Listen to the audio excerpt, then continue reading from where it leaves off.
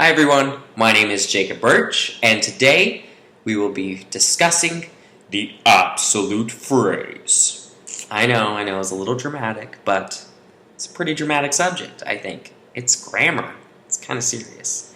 So, let's start with what is an absolute phrase? Well, an absolute phrase combines a noun and a participle with any form of accompanying modifiers or objects.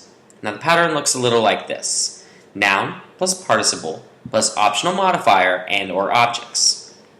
Now, rather than modifying a specific word, an absolute phrase actually describes the whole clause.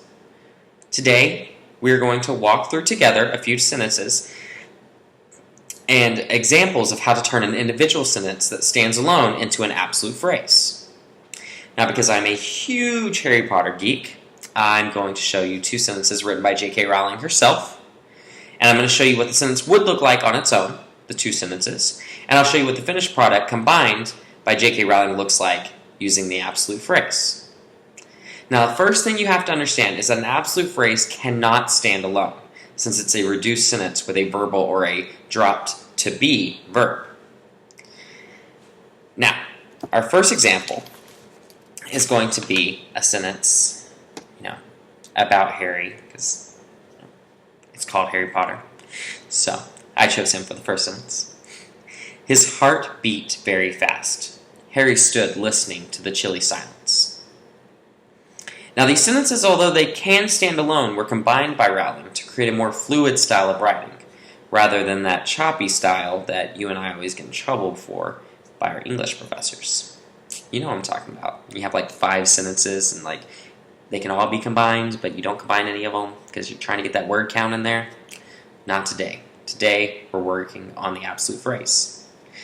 So, to begin, we're going to identify the subject and the verb of the sentence that we are converting into an absolute phrase. His heart beat very fast. So, heart is going to be our subject, and beat will be our verb. Now, since an absolute phrase, as I said before, contains a verbal or a dropped to be verb, we will begin by adding ing to the verb. So the sentence sounds like this. Well, it's not a sentence because it cannot stand alone. So the phrase sounds like this now by adding ing. His heart beating very fast. Now, if you replace the period with a comma, you'll get your full sentence, the one Rowling wrote in all of its glory.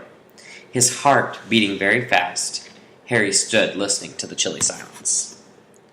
Now, our second example, not that I'm biased or anything, but it's from my favorite character in the books, Severus Snape. He's a little complicated, but that's not what this is about. It's not what this is about.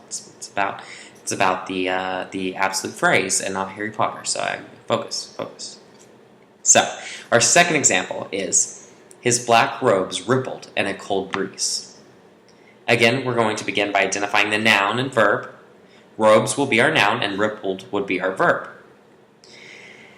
We are going to go ahead and change rippled to rippling. Remember, remove that ed, add the ing, and you get the phrase that you're looking for.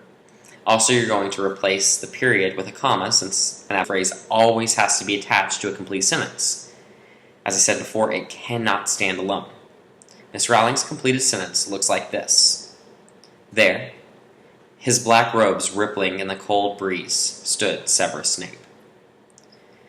Now, as you can see, absolute phrase is, it is my project here, and I'm a little excited about it and whatnot, but it's the best part of grammar, I think. Obviously, I just showed you how amazing it can be. It's in Harry Potter, right? That's what I'm saying. Now, the absolute phrase is an amazing literary tool for creating a fluid style of writing, and it's a much more enjoyable read rather than just, it seems sometimes when you have those sentence after sentence after sentence, it's not even like you're reading at that point, it's like facts. And no one likes to read facts. So this kind of pulls it all together. It allows you to combine those sentences and allows you to have that fluid style of writing that people can enjoy. Now, I hope that this short tutorial was enlightening, and I hope that every one of you go out and use that absolute phrase now. Take care.